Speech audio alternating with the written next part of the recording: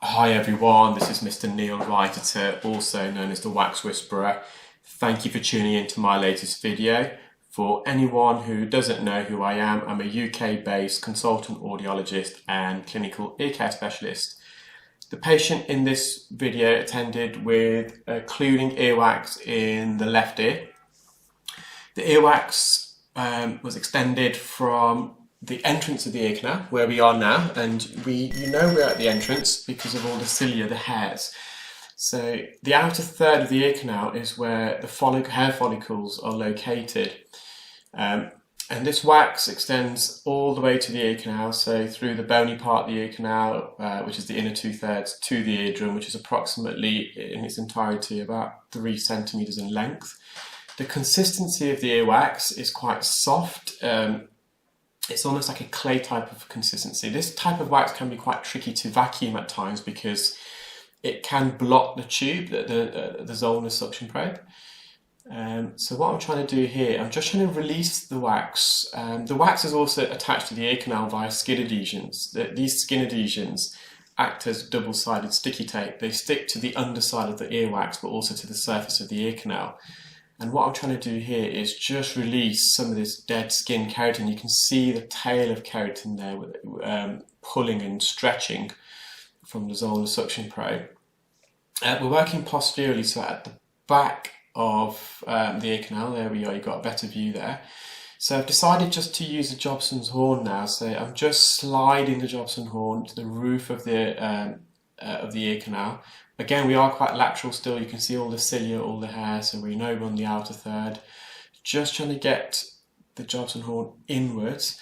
Because we are on the cartilage portion of the ear canal, we're able to safely insert the Jobson Horn against the cartilage, against the ear canal wall, because the cartilage portion of the ear canal is semi-sensitive, so we can apply some pressure, and it's also quite flexible.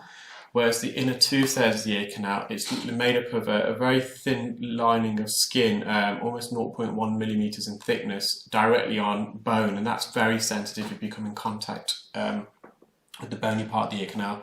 The cartilage portion of the ear canal, you've got some muscle that sits on top of the cartilage and also some fatty tissue, and the skin that lines the cartilage portion of the ear canal is a lot thicker, it's about 1 millimeter in thickness.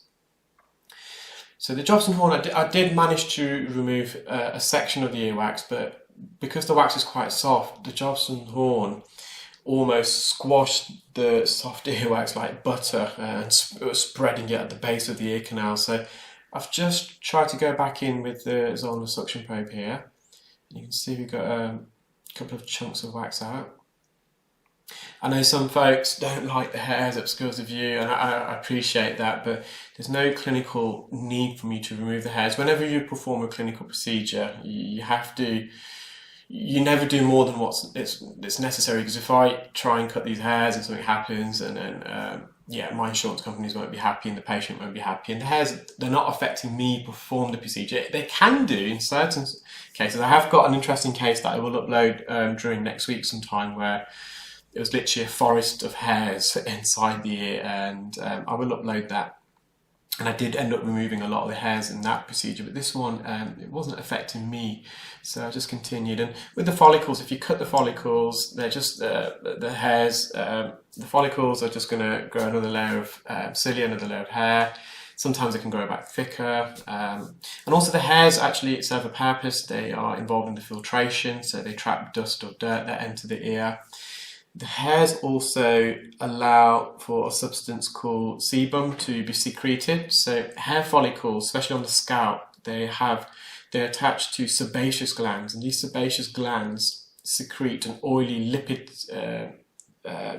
substance full of alcohols, cholesterol, squalene, long chains of fatty acids, saturated, unsaturated chains of acids, and the sebum provides coats the ear canal, and it provides a film of protection against bacteria or fungus penetrating deep within the ear canal outer layer of skin.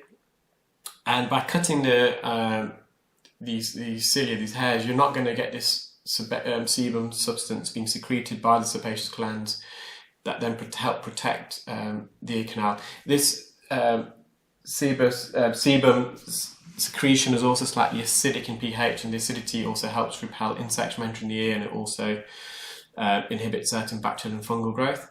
So we put some olive oil into the ear just to soften this wax, as it was blocking the zona suction tube, and the wax wasn't coming out in big pieces. It was very sticky and tearing off in little pieces. So just put some olive oil, just soak the ear, and you can see it's a bit blurry in there. So I went towards the eardrum, realised it's a bit blurry, so I just decided to suction a bit more olive oil out and then go back in.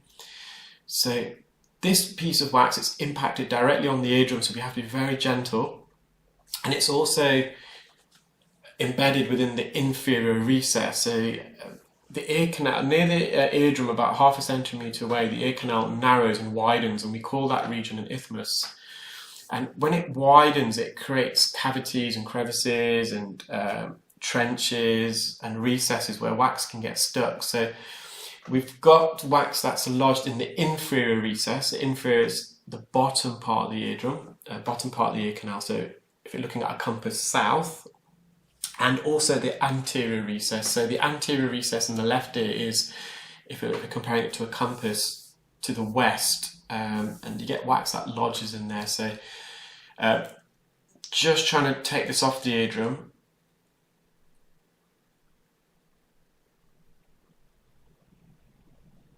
Just getting a suction grip there, and I'm trying to lift up, and you'll see it's a bit, because there's oil in there, it does obscure the view now and again, so we just have to come out, wipe the lens. There we are. So I've just managed to remove the plug of wax from the inferior recess, and it's just got trapped at the entrance and just wriggling that through. I can see the majority of the eardrum now. There's just some wax in the attic region of the eardrum and in the anterior recess. I've just attached a fine end gauge. I'm just approaching the eardrum now, just being very careful not to make contact with the anterior bony part of the ear canal, because that's very sensitive. We don't want to rub or abrade that. Just managed to get a piece of wax that detached from the main mass of wax that's stuck in the attic. Just going back in. The patient has got a slightly retracted eardrum. When we go back in again, you'll see the top part of the eardrum where the hammer bone is. There's a little pocket, slightly retracted. The membrane is stretched around the top bone, the lateral process of the malleus. It's stretched around it. So that means the eardrum's slightly sucked in, what we call retracted due to eustachian tube dysfunction. There's negative middle ear pressure behind the eardrum, the middle ear, and that's likely to be due to a blocked eustachian tube. So the eustachian tube is a narrow orifice that connects the middle ear to the back of the nose and the nasal pharynx, and that regulates the air pressure. We want the air pressure behind the eardrum to be equal to the air pressure in the atmosphere, and that's where the eardrum is most mobile. There's a bit of staining of wax because it was stuck to the eardrum in the centre part of the eardrum.